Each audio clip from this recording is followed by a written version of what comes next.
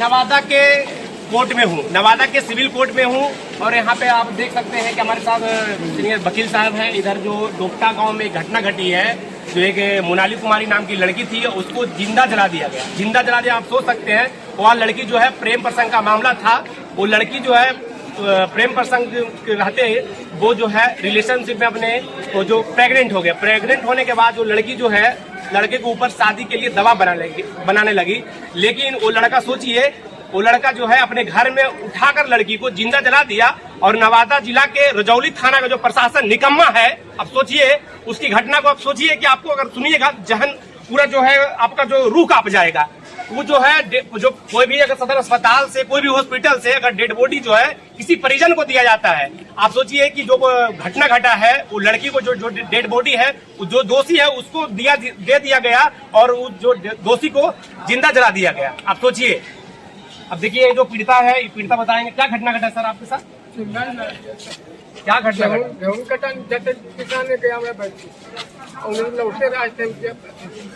घर में अपना पकड़ के वही से रास्ता गया था, घर में जिंदा जला। अच्छा, मोनाली कुमारी, मतलब ये कब का घटना है? 13 मार्च का। लड़की क्या करने के लिए गई थी? गेहूं पिसाने के लिए गई थी। अच्छा, लड़का का नाम क्या है? सोनू कुमार है। अच्छा, तो लड़का मतलब जो प्रेम प्रसंग का मामला था ना, तो अच्छा रजौली जो थाना था, तो आप लोग वहाँ पर कंप्लेन किए थे? तो जोर से बोलिए। 3 दिन के बाद दवा।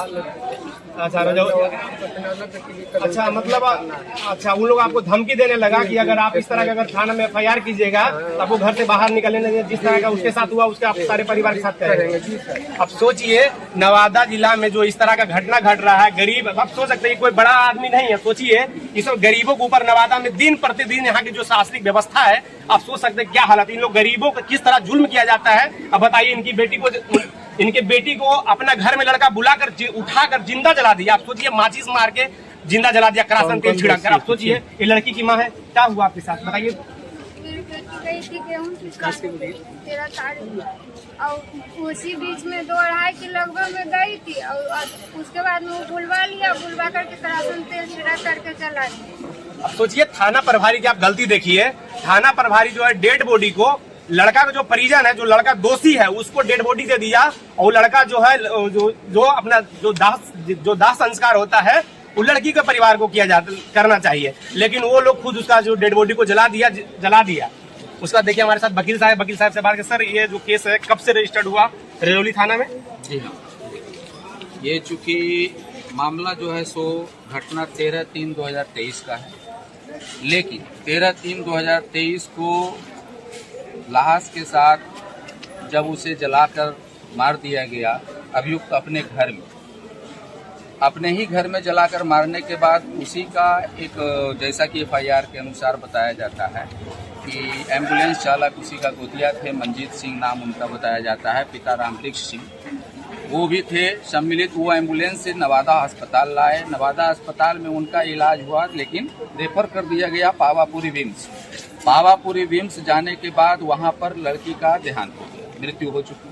वहां से पोस्टमार्टम भी न कराया गया, बल्कि सभी का किसी न किसी प्रकार से मिलीभगत रहने के कारण विदाउट पोस्टमार्टम लड़की को ला करके दोपटा गांव में 4 बजे सुबह में ही जला दिया गया, दाह संस्कार कर दिया। ये दाह संस्कार किया, ये कौन किया था? ये दाह संस्कार जो है सो अभियुक्त, बताया जाता है कि अभियुक्त गणों के परिवार ने ही दाह संस्कार किया, इसलिए कि सूचक के परिवार के पास उस लाश को सौंपा ही नहीं।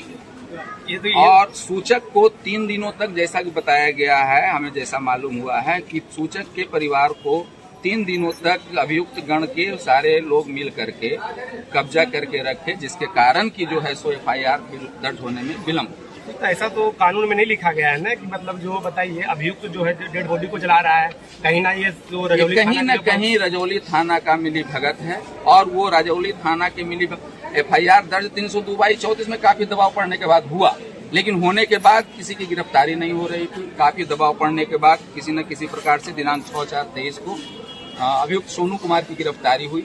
लेकिन अब जो है सो मोहम्मद शहरोज अख्तर के द्वारा जो अंतिम प्रपत्र भेजा गया, ये पुलिस बिल्कुल ही सरासर इस केस को किसी न किसी प्रकार से ये गलत साबित करने के दृष्टिकोण से 306 धारा आईपीसी के तहत वह जो है सो चार्जशीट समर्पित किया है। जबकि मामला जो है सो यह बिल्कुल क्लियर कट मामला है। 302/34 का 376 पॉक्सो एक्ट लगना चाहिए।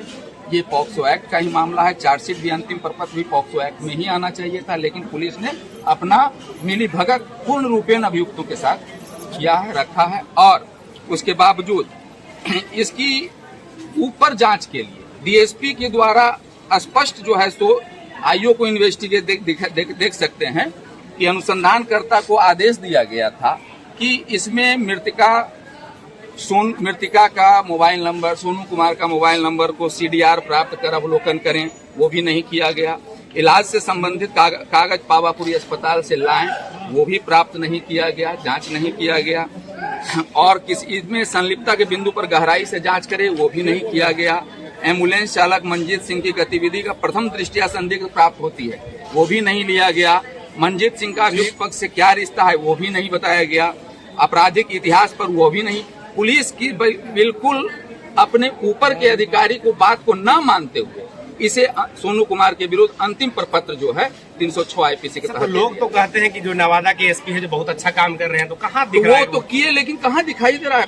ये पटल पर तो है नहीं। छोटा अधिकारी बड़ा अधिकारी, आप सोच सकते हैं कि जो छोटा अधिकारी है बड़ा अधिकारी को बात को कैसे टाल रहा है। आप सोचिए, छोटा सा थाना प्रभारी जो हमारे पैसे पर के टुकड़े पर पलता है, इस जितना तमाम जो लोग देख रहे हैं ना, इसी का टैक्स के पैसा जो बड़ा जो अधिकारी है उसका घर के खर्ची चलता है। लेकिन आप सोचिए, गरीब पर देखिए अगर जुल्म किया जा रहा है तो वो जो अधिकारी हम लोग को जो 50 और 40 जो हम लोग टैक्स भरते हैं ना, उसी के पैसा उसका घर चलता है, उसका परिवार बाल बच्चा लंदन विदेश में पड़ता है। लेकिन किसी देखिए करप्शन में लिप्त होकर जो गुनेगार है उसको सजा देने में देखिए सुसाइड केस बनाया जा रहा है। जबरदस्ती जो है सुसाइड का केस 306/23 बना दिया, 306 में बनाया गया, 306 आईपीसी के तहत बनाया गया है। जबकि जो धमकी इन लोग का दिया गया था, हमने कोर्ट में आवेदन भी दिया था, तो माननीय न्यायालय के द्वारा उस आवेदन का कॉपी भेज दिया गया था थाना। फिर भी कोई प्रकार का कार्रवाई फरार अभियुक्तों के विरुद्ध नहीं किया जा रहा। फरार अभियुक्त जो भी 3-4 चल रहे हैं उसके विरुद्ध कोई कार्रवाई पुलिस द्वारा नहीं किया गया। पोस्टमार्टम रिपोर्ट जो है, पोस्टमार्टम किया ही नहीं गया तो फिर रिपोर्ट कौन बात का? जब पोस्टमार्टम ही नहीं कराया गया, पोस्टमार्टम ही नहीं हुआ, तो फिर यहाँ तक कि इंजरी स्लिप तो पावापुरी से पुलिस ने ये प्राप्त ही नहीं किया। और अपने आप को डबल स्टार और ट्रिपल स्टार कहने वाले थाना प्रभारी जी, आपको हम चेतावनी देते, सब पत्रकार बंधु चेतावनी देते हैं कि इस तरह की घटना को अगर आप अंजाम दिए तो कहीं ना कहीं आपको आने वाले समय में सस्पेंड होना पड़ेगा। ये तमाम जो लोग विरोध करेंगे, धरना प्रदर्शन नवादा में करेंगे, एसपी कार्यालय के सामने हम लोग करेंगे, तमाम जितने पत्रकार बंधु इस तरह की घटना घटता है। तो अगर ये पुलिस अपने सही अनुसंधान करे तो आज भी फरार अभियुक्तों की गिरफ्तारी करे और जो है सो पुनः जो है सो इसका पर्यवेक्षण करने की आवश्यकता है। आदरणीय ये आरक्षी अधीक्षक महोदय जी से वो अपने स्तर से अगर जांच करते हैं तो हो सकता है कि कहीं न कहीं सच्चाई सामने आएगी। देखिए, जो हमारे साथ लोग थे, ये दुपट्टा गांव के निवासी हैं, उनके साथ जो घटना घटा ये अपना बात को रखे। हमारे साथ वकील साहब थे।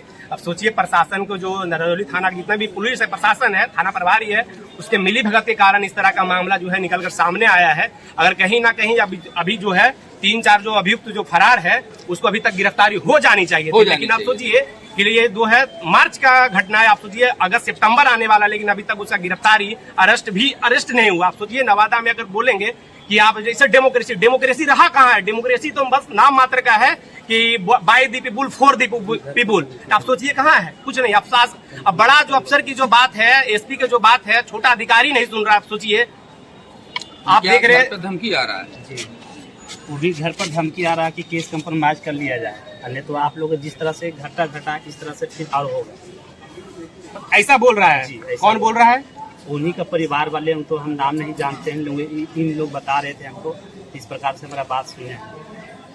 देखिए, आप सोचिए, एक इनकी बेटी चली गई, बेटी तो वापस नहीं आएगी, लेकिन आप बताइए ऊपर से धमकी भी दे रहा है कि इस तरह की घटना आपको जितने भी परिवार के लोग उसके सबके साथ करेंगे। अब बताइए, अब इस तरह की घटना नवादा के प्रशासन जो है अभी तक सोई हुई है। दिन प्रतिदिन इस तरह की घटना नवादा में आती रहती है। हम लोग अक्सर अपने वीडियो के माध्यम से आवाज को उठाते रहते हैं। तमाम इसी जितना भी मुद्दा चलता है नवादा, हम लोग अपने वीडियो के माध्यम से उठाते रहते हैं। और आप देख रहे हैं टाइम्स ऑफ नवादा जी। धन्यवाद।